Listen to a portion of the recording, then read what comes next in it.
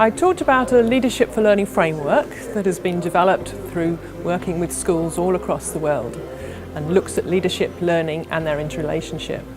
And at the heart of that framework are 5 principles for practice. Those principles are focus on learning, conditions for learning, dialogue, shared leadership and a shared sense of accountability. Those principles apply for learners at all levels, students, professionals and organisations in the community. But the really important thing is that they are all encompassed and surrounded by and concerned with moral purpose.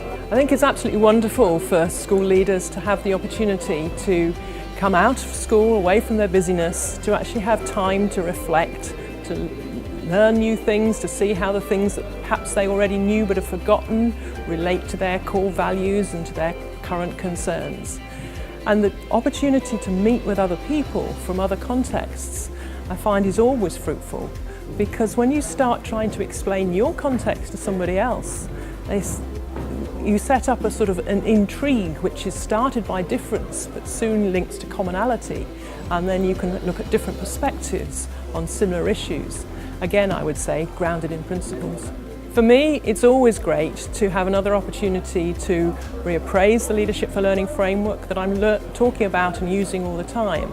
But when I think how to summarise it in 20 minutes, to try to think what are the real core elements of that is always useful. For me, it's also actually a privilege to be able to come out and to sit and listen to some of the other keynotes and to be reminded of research that I know about, to learn about new research that I hadn't heard about, and just to continue developing my thinking about how school leaders can actually always help to improve the learning for students.